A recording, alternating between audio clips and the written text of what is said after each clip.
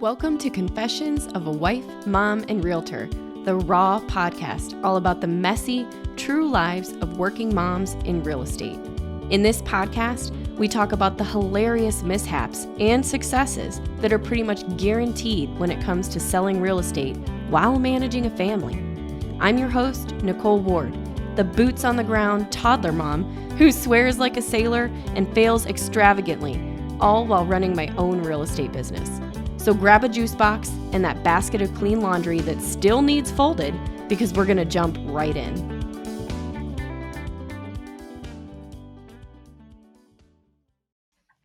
Welcome back, mamas. This is Nicole Ward. I'm your host of Confessions of a Wife, Mom, and Realtor.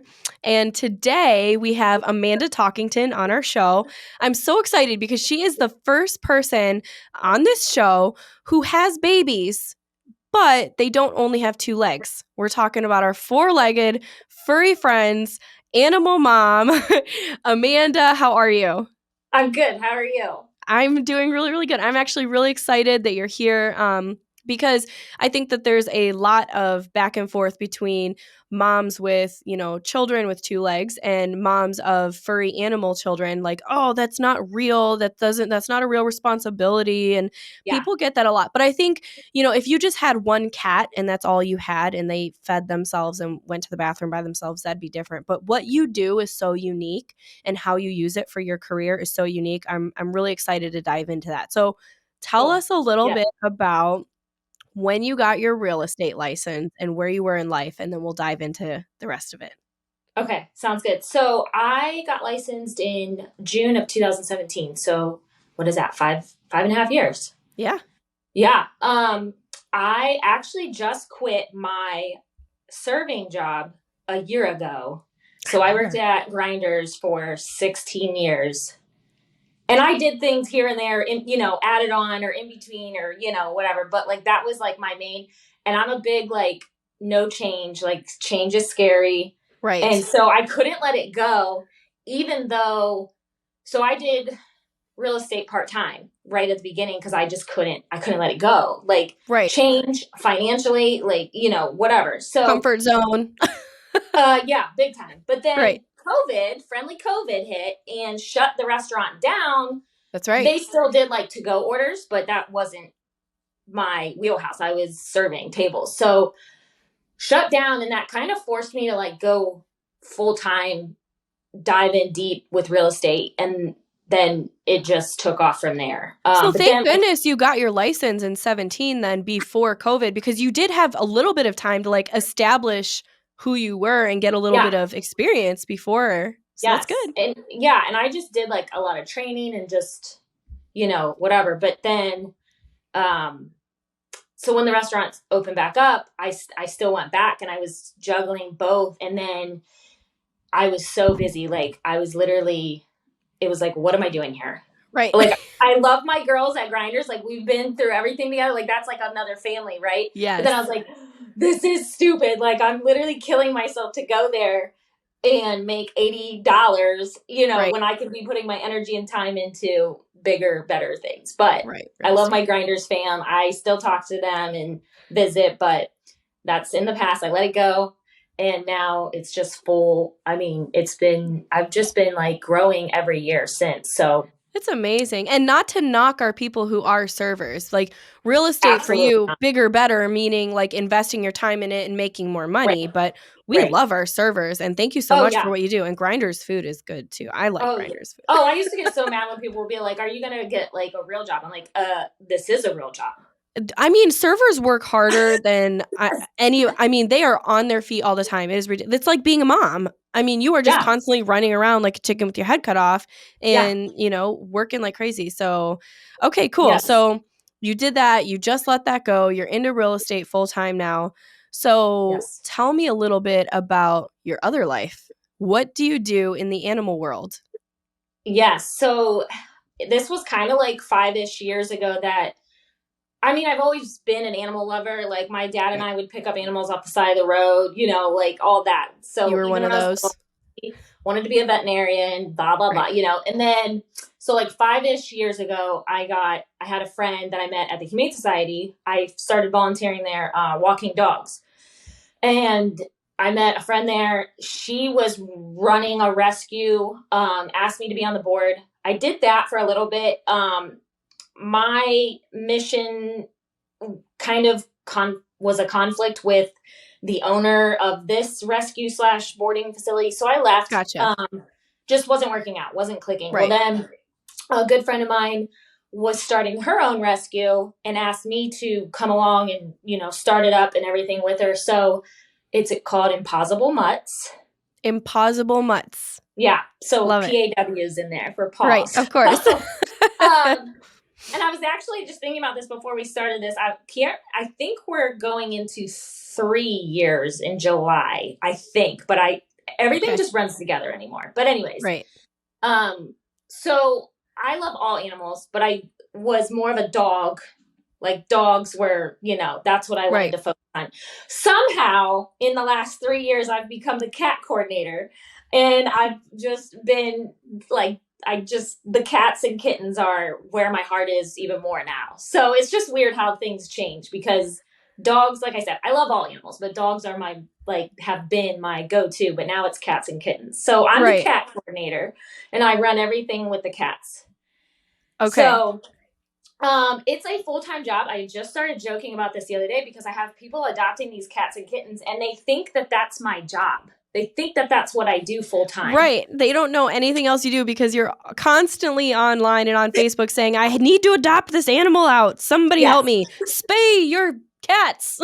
Oh, yes, totally. And so then when they find out I'm a realtor, they're like, oh my gosh. And I'm like, yeah, like that's my paying job. The rescue does not pay, which, it is what it is. Like, they can't. But yes, I want to do, and that's where I'm being pretty raw here. I need to do a better job of getting my story out there as a realtor that helps animals, not someone that helps animals that's a realtor, if that makes sense. No, that makes sense. So tell me a little bit about, you're clearly passionate about helping animals, and you've built this rescue over the last few years, but you've helped in many other ways. And I'm going to fill in the gaps for some of our listeners who may not know you or follow you on social media. You are constantly on social media saying, I need to find a home for this. I found this mama cat and these 8 kittens, and I need to do this and I need to do that. And so you are constantly all over the place trying to help and save animals. That's what you do. And it takes up your time. You are getting up with them at night. You're getting up with them in the morning. You're making sure they're all fed. It's very much being a fur mom. You are a fur mom. It's what you do. Yeah. And that's the thing. We have probably, I don't know, 10 to 12 foster homes. But that's the big part of it too. I make sure everybody has the supplies. I make the vet appointments. I make sure the fosters are taking the animals there. We do application process for adopters. I'm checking those. I'm calling those. And I get help from the rescue board. But that's where I fail, is I'm a control freak. No one can do something the way I do it. So I'm doing it all. But then, so my cat, Buckley, she's a big grouch. She does not like other cats or kittens. She's an a-hole. She is. You can say it. We're allowed to swear on this podcast. Okay. She's an asshole. She's an asshole. But I'm in my office now at home, and then we have a spare bedroom. And so that's where I keep these kittens in until I get them where they need to be vetted and get their homes. But Buckley, we can't have them in the house. Now, Chaos, my big boy, he loves kittens. He will sit by the door and just whine, because he just wants to go in, and he's lays the here. Papa kitty. Oh gosh, the kittens, they climb on him like he's a jungle gym. It's hilarious. And then Buckley stands outside the door and just hisses the whole time. I'm like, ugh. It's a zoo. It's a literal zoo when I have foster kids here. I was going to say, fostering, it's like a daycare, but 24 hours a day with animals. You are just constantly breaking up fights and making sure everyone's okay. And it's just, I totally, it's a lot of work. It's a ton of work. So what are some of the things that you do, that you implement in the animal rescue, animal care into your real estate business so that you can combine the two and make them into one? What are some of the cool different things you do? And I know you do some because we've talked about it before. So tell me a little bit about it. Yes. So I actually got away from this. I want to get back to it, but I was picking a local rescue, like not the rescue that I run, but I Right. have, obviously I contribute a lot to that as well. But I was picking a local rescue for 3 6 month period. And then I donate a portion of my commission at the end of that period to that rescue. Okay. And were you getting some like decent real estate leads in opposition of that? Like if you were partnering with a rescue, were they also sending people your way? Yeah. So they obviously, it's a win-win there. Like, it's not like I'm helping these animals just to get the houses or vice, Right. So it was then being like, they put on their pages and tell their people like, Amanda is the realtor, she's helping us out. So Right. like in return I get, and then also the animal rescue community is huge. And everyone's pretty like passionate and trusting, so I have a Right. huge following that trusts me in that sense. So in return, they know they can trust me to help them with their real estate needs. Right. So Right. And so yeah. why did you get away from doing that? Did you just get too busy to keep up with Yeah. it? Yep. Okay. That's at the end of the day, like I'm a hot mess. Hot mess express. Listen, we all are. Yes. And I literally, you like moms with you human kids, I just like, you guys are rock stars because I keep myself alive, my husband alive, and our 2 animals alive. I can't imagine having Other humans. Yeah. Sometimes I wonder, sometimes I literally wake up in a sweat in the middle of the night, just like, how did I keep my child alive today? I mean, I don't know how you guys do it. I don't know how you guys do it. And It's like, I get my nieces here and there. They're 10 and 7. And I mean, it's like 4 or 6 hours. And I'm calling my sister like, are you ready? right. And I'm back. I love them, obviously, but they wear me out. Like, it's constant. So I don't know how you moms with you human kids do it. Because It's a wild. lot. I mean, and it's very similar to what you're doing. So running, and that's why you're on this show because, if you just had a cat and you're here to talk about your cat or dog and you're here to Yeah. talk about your dog, that'd be different because just taking care of one animal on a regular basis, a lot of us do that. Even us with kids do that. But what you're doing and how you're saving animals, you're helping the community, you're spreading awareness. And that's a big Yeah. one that you're doing. So even though you say that you want to be a realtor who also has a rescue, Yeah. you're spreading a lot of awareness. And I do think that you're doing a lot of good in the world and in the community, especially locally. I know a lot of agents and a lot of people in general that have asked about animal welfare, or they found a cat or they found a Yeah. dog or they want to get involved. And I always send them your way. Do they ever reach out to you? Oh yeah, I have. Yeah. Okay, good. Like, we all come across that, right? Like we come across a house that someone left their cat, or it's stupid, and it really makes me mad Sad. because it's Yeah. like, how can you do that? Like Right. literally. But yeah, and that's like there's some days that I'm just like, gosh, I wish I was not the animal go-to. Because Right. my phone never stops. I mean, just with real estate, it doesn't stop. And then I probably get 5 to 7 messages a day asking to take someone's cat, or they found these kittens on the side of the road, or they know of this person that left, like it's constant. And that's where like this year I want to do a better year of setting boundaries because it has taken a toll on my mental health. And so I can't save them all. I know that, but I'll do my best. And the ones I do save, I'm changing their lives. So, That's got to be really, really hard, especially it's the really ones that you like, just can't do. yeah. And the people I have to tell no to, like, I know that cat or that dog's fate, and that's what kills me because it's like I can't do it all. Mhm. And so when I do say no, but I have to. I can't take them all, But Man, yeah, it is like it's constant. It's constant. I mean, I can see how that can take a toll on your mental health. So what can other people, other agents that may be listening into this podcast, or other people in general, moms, what can they do to help support your business, or not even just your business, but what you're doing in the rescue community?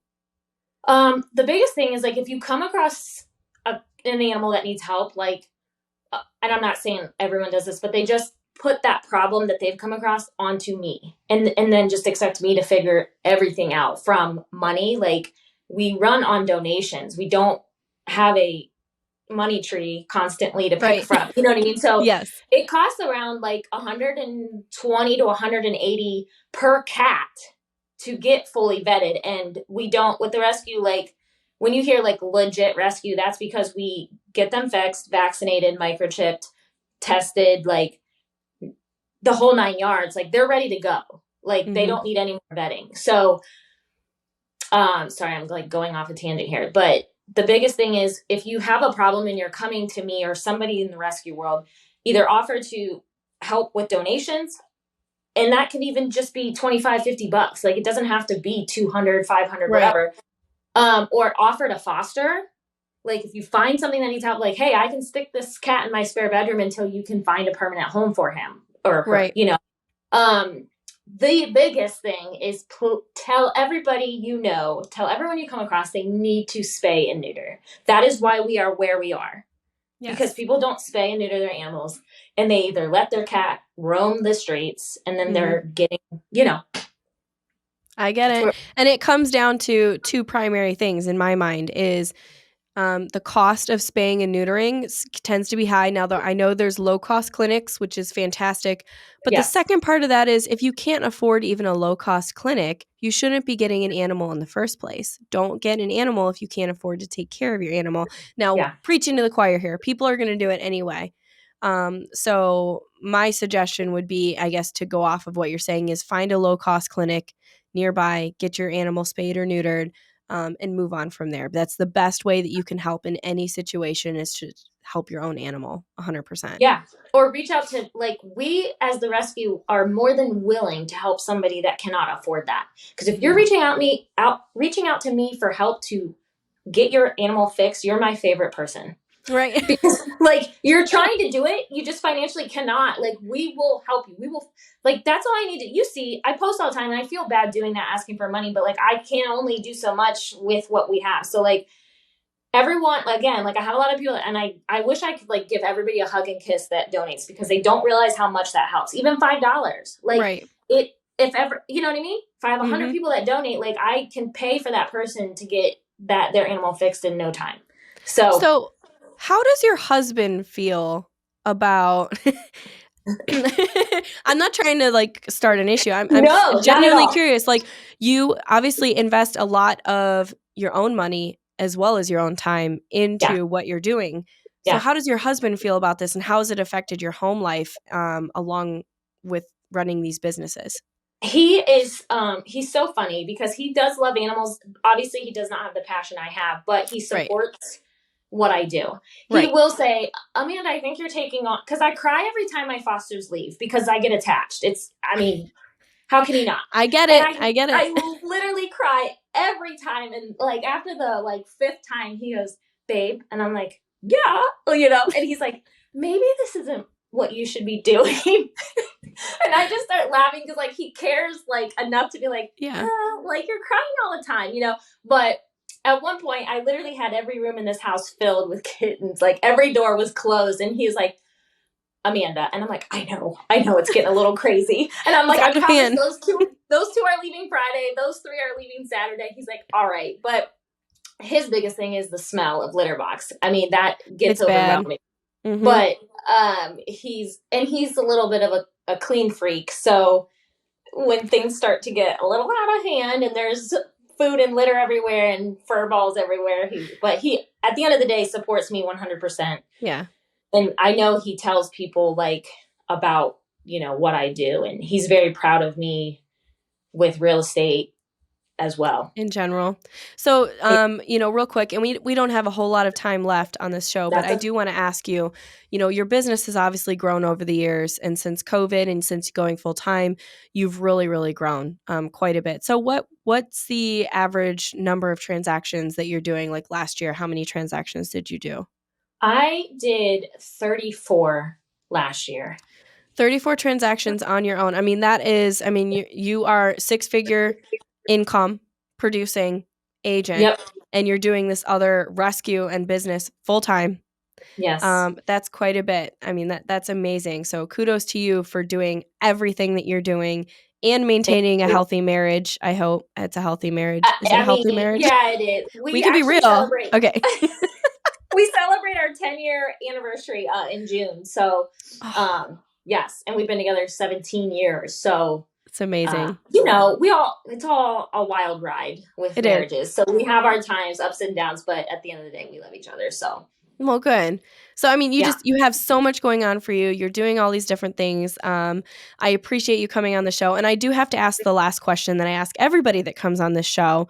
And the juicier, the better, because, we swear on the show and, we kick some ass on the show. And so we want to hear some juicy drama too. So, um, the show is called Confessions of a Wife, Mom, and Realtor. So, what's your confession, my friend? This one, I was already like thinking about this, and I don't know. I'm a pretty like open book. I pretty much tell it out how it is. Um, I would say my confession is only a very few select people know that like I've hit a pretty low. Like last year it was, if I didn't have the family that I have and friends, I don't know that I would still be here. Really? So, yeah, it's That's pretty a very raw. low So, I low. don't want to end on that note, but I'm doing a lot better and I've come a long way. Okay. But I think I put on more than what people realize. And I'm saying this out loud because I want people to know, like, it might look like I've got it together, but I don't. There's times Mhm.